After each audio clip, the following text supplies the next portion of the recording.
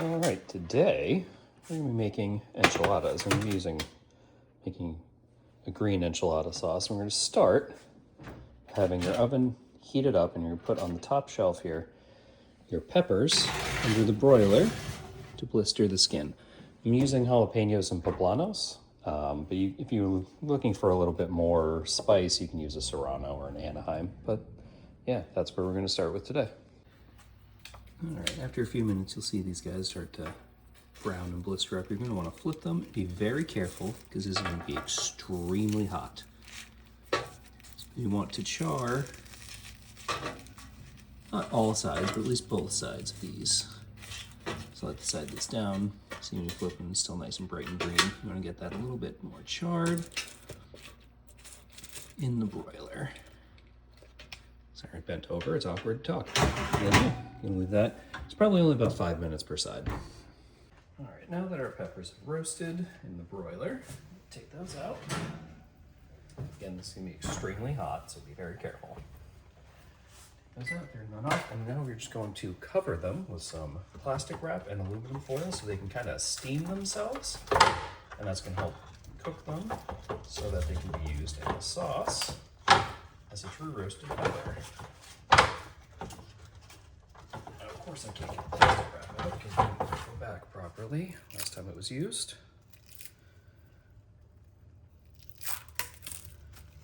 There we go.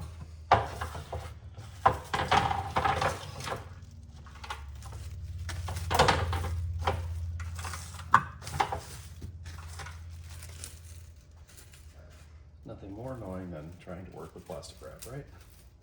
All right, just gonna lay that over nice and loose. You don't really need to tuck it in too hard. You just need to get that foil on top.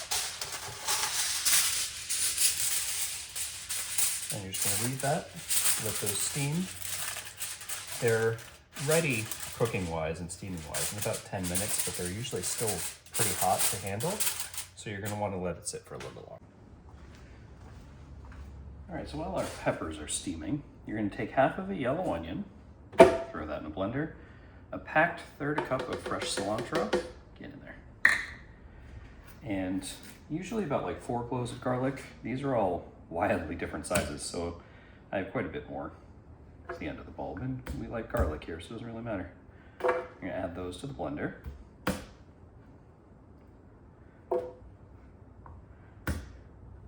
And if you've been around for a while, you know why I'm smashing them first. If not, it causes them to release some of their oils, which gets them a little bit more flavorful when they start getting added to everything. Now, we're gonna do half a teaspoon each of Mexican oregano and cumin.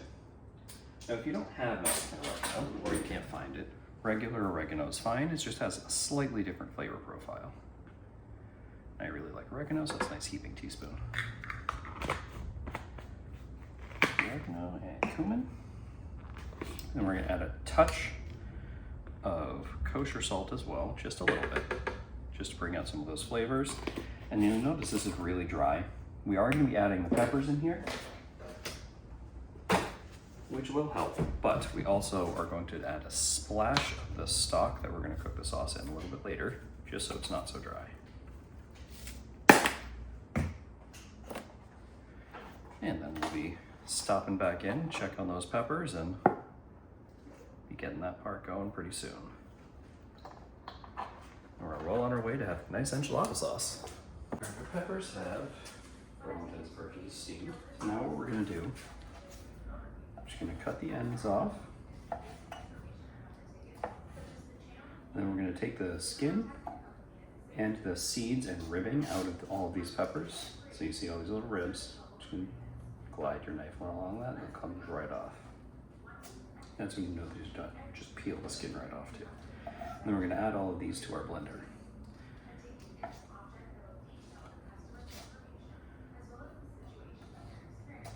I'll spare you the boring parts and do some editing, so you don't have to sit here and watch me do this for all these peppers, but yeah, just wanna take all the seeds, the ribs out, and the skin, and throw them on in there. All right, so I blended the sauce off camera to not blow out people's ears. Blender gets kind of loud sometimes. But you're gonna blend all of the onions, garlic, peppers, and those spices I mentioned in in a blender here, and then you're gonna, for lack of a better word, you're gonna fry the sauce in a tablespoon of olive oil. And then once that's done, you're gonna add a cup of chicken stock and some lime juice. So we're just letting that oil heat up so we can fry the sauce. Now, hopefully you guys enjoy what I'm doing, because I'm sure you've noticed this is a bit more jumping around, less just standing here cooking almost like a live stream. And I'm going to be doing this in two parts. So I'm making enchilada sauce because I'm going to make enchiladas, but I'm going to make the carnitas I'm using as the filling for the enchiladas as a separate video. So if that's something that people think works a little bit better rather than like when I did the shogi with the noodles where it came out to be like an hour long, let me know. Get that nice and warm.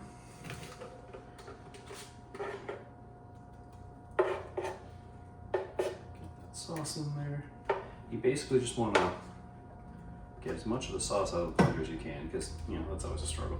But you want to be cooking the enchilada sauce a little bit.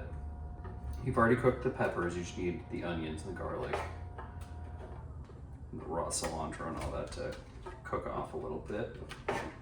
Just gonna fry it in this oil for about a minute. Stir it around. And once it really starts bubbling, that's when you're gonna add the lime juice. That's when you're gonna add the cup of chicken broth or chicken stock, or you can use vegetable stock, vegetable broth, but I never have anything else to use that for, so I don't want it to just sit. So I use like a light chicken broth, something that's low sodium in general. This time I had stock open, so that's what I used. Use what you have, right? Wait for that to heat up a little bit.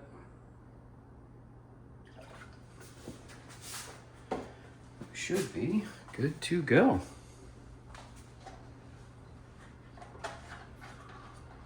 By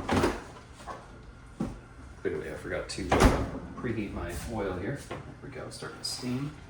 You'll start to see it's gonna start to steam, start to bubble, and start to really like almost fry those veggies. And you're gonna smell the garlic frying, which is going to be, depending on who you are, either delightful or terrible.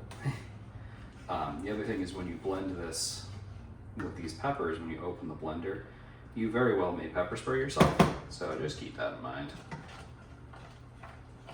Alright. Starting to bubble, so we're gonna add the lime juice. Be very careful which hand I do this with, because I did slice my fingers open, and citrus juice is painful. Now you can see it's really starting to get violent and bubbly, and it's really frying in there. So we do this on high heat. Just rush a little bit. So I'm kind of one-handed with the citrus. Get that incorporated, and now toss in that broth. And then you're just gonna leave the heat on. You're gonna stir it together just so that the broth heats up and everything incorporates. And then you have made yourself a nice Verde enchilada sauce. Have a piece of something in there.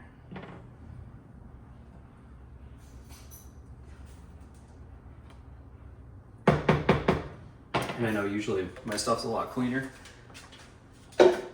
but spitting at me. All right. But I do kind of want to get this stove to a point where it needs like a real good cleaning, and maybe film that. So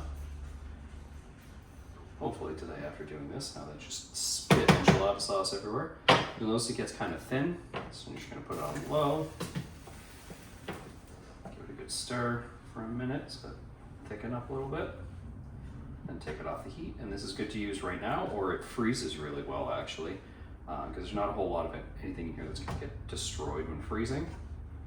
So you can freeze it, use it later, or you can just build enchiladas with it later in the day like I'm gonna do. I'm gonna take it off the heat so it gets a little less violent.